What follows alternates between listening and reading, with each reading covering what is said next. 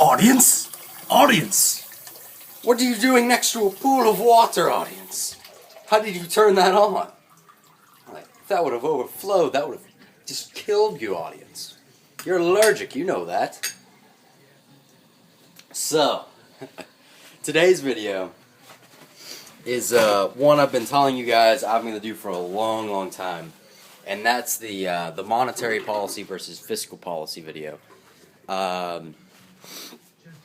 And basically, it's, yeah, I've been promising this to you guys for a long time.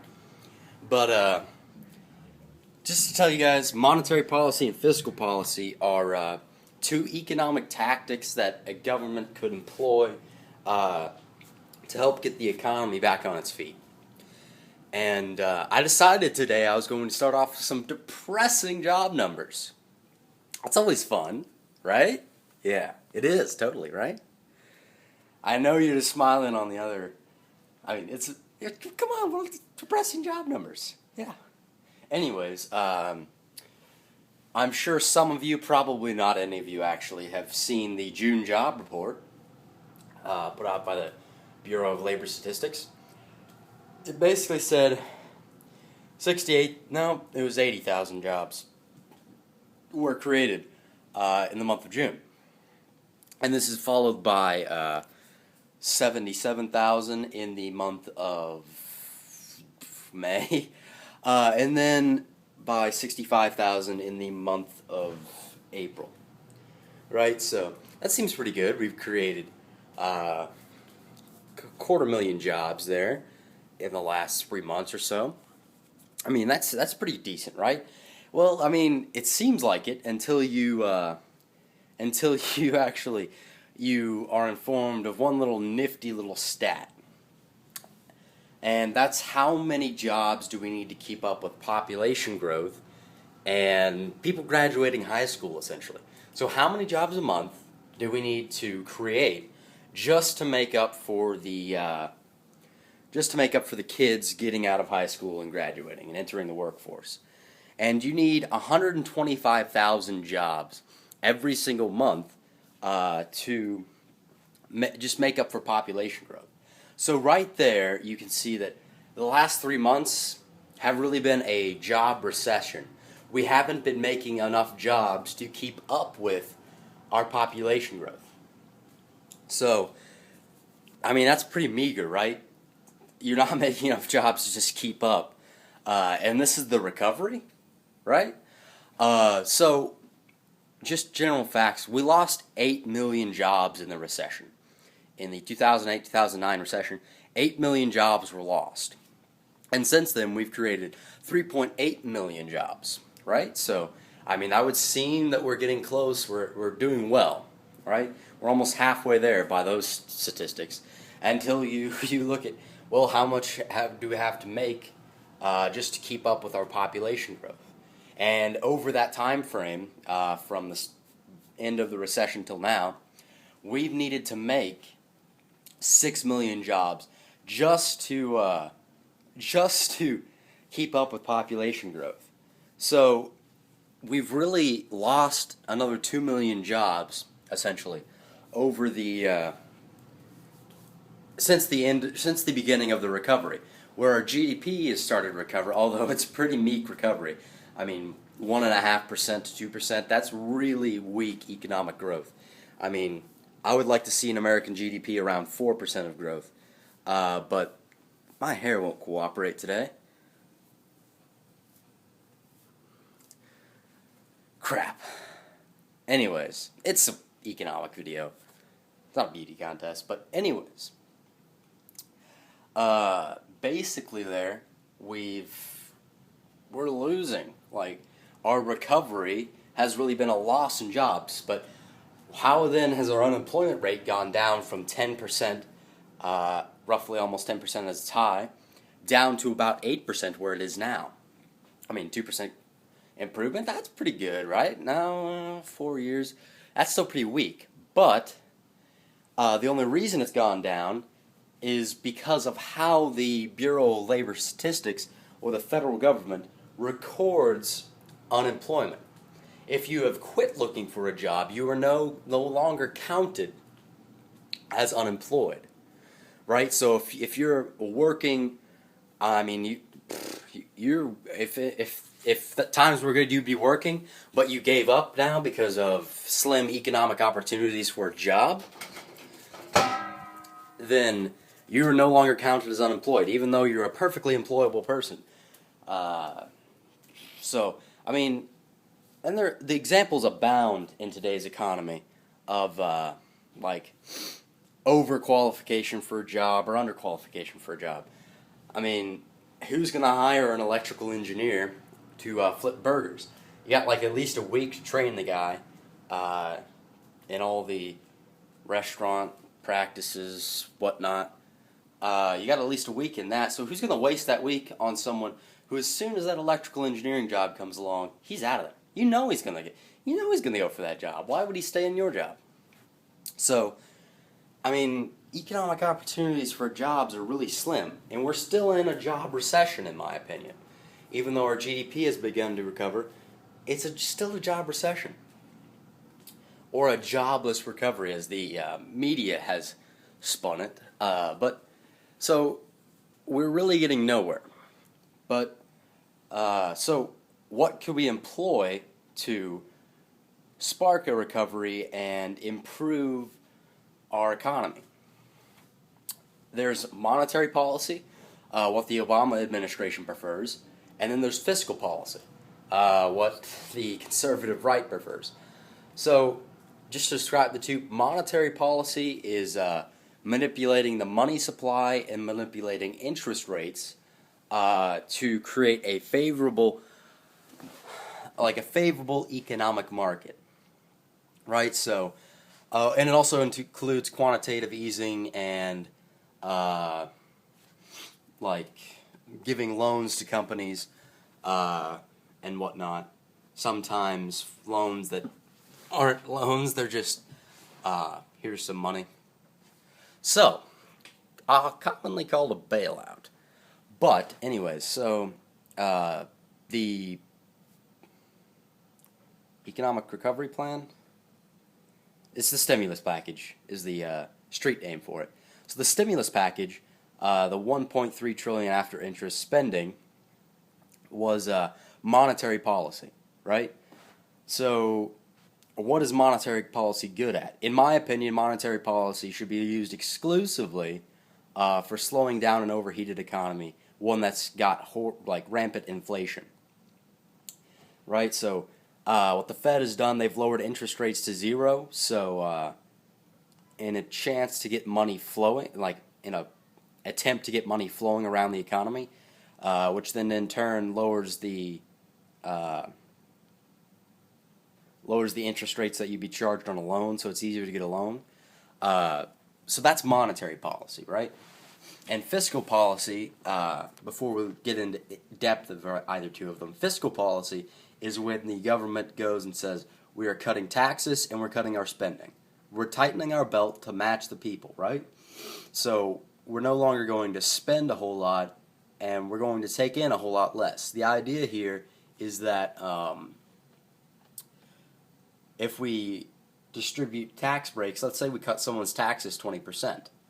Now, Joe Schmo with a job, now he's got 20%. I mean, if taxes was 20% of his income and you cut 20% of the taxes, it'd be going down he has 4% more income now. So Joe Schmo now has an extra, say, if he makes $40,000 a year, now Joe has an extra grand to go spend in that economy. And economy is just the circulation of money, right? So now every Joe on the street has an extra grand to go spend. That's fiscal policy. We're going to take less away because the people who invest in fiscal policy believe the government doesn't really produce anything. There's no production of goods. It's just taxes is just an economic drag, right? So that's fiscal and monetary policy. Now let's talk about the stimulus in particular, the quantitative easing and the bailouts that were given with the stimulus package. So If you don't know, the Economic Recovery Plan 2009 cost like $900 billion. It's estimated to cost 1.3 trillion after interest. So right there, big chunk of money that the United States had to spend, right? So let's look at how many jobs did it create. Now, CNN and Moody's, that's a credit rating agency, and Standard & Poor's, also another credit rating agency, and Finch and something is another one of those. So they all came up with estimates, and about the average is 2.5 million jobs created or saved through the economic recovery package.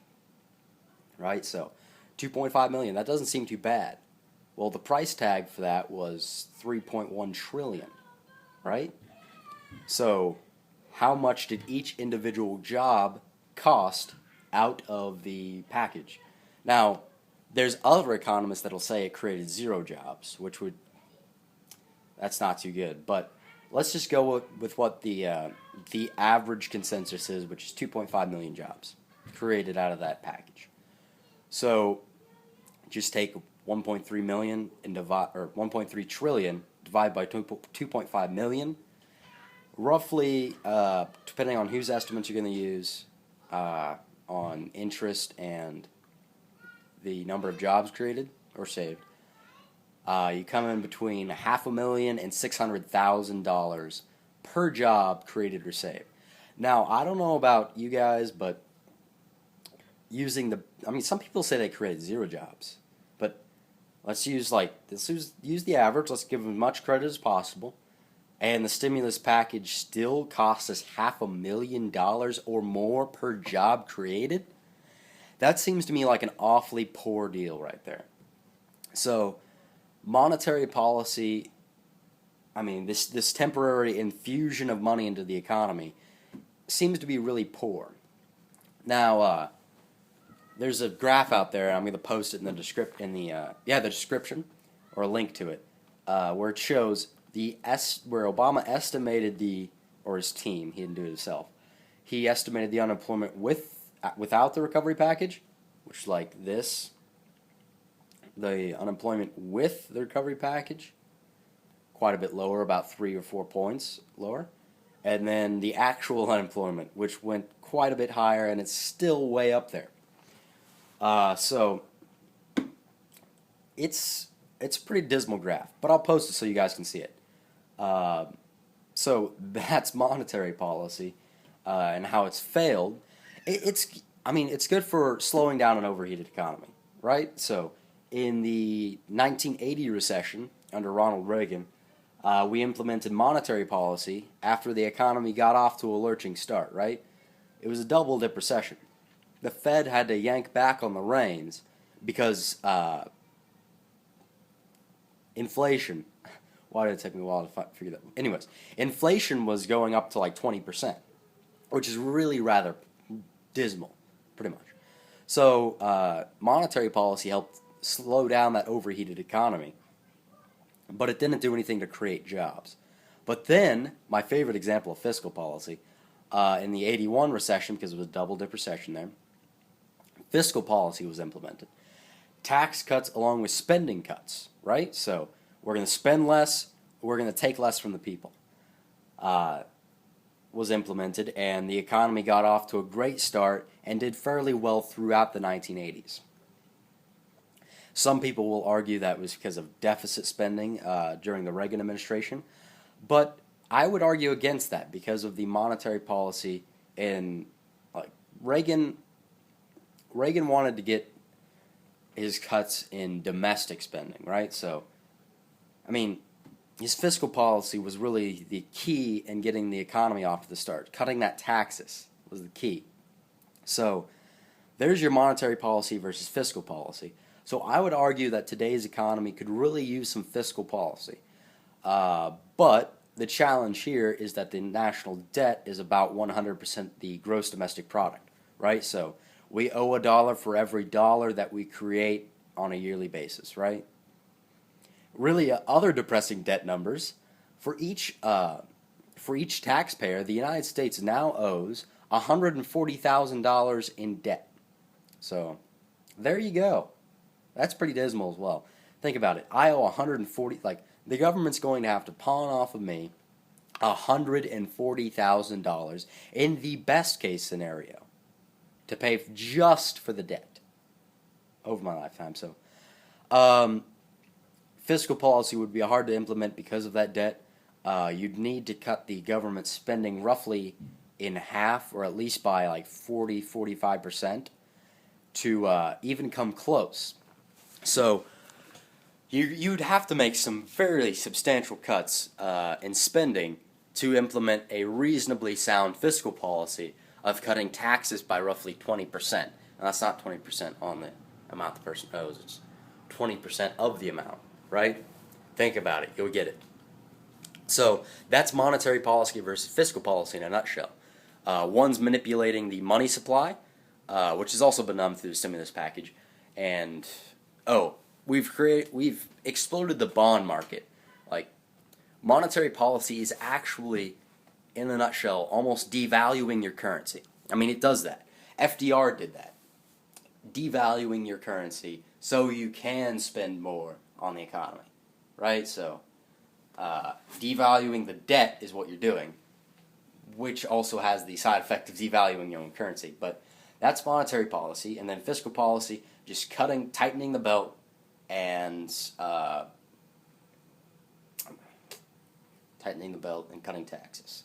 So I would argue that fiscal policy needs to be employed in this circumstance, and monetary policy, I mean, it's currency devaluation. It's some really odd, like, money sleight of hands, to attempt to get an economy going. And I would argue that it's never really been successful in creating jobs and creating economic growth, like during the Great Depression. I believe it has actually prolonged the Great Depression. Monetary policy did. Also, and right now, I believe monetary policy is also prolonging the recession, because the debt in part is crushing the economy, right? Or it will someday. So the debt is a big is a big fiscal drag on the economy. So you're spending all of this money while devaluing your own money. It doesn't make sense to me. But anyways, post in the description, link, any of that stuff that you'd like to do. And I'd love to hear from you guys, arguments, counter-arguments. Have a nice day, week, month, time at National Convention, if my Idaho people are watching, or my WLC people. Outro of darkness, then redness. That's mediocre redness, then whiteness, right? So, I hope you guys got a smudge. Anyways, have a good one. See ya.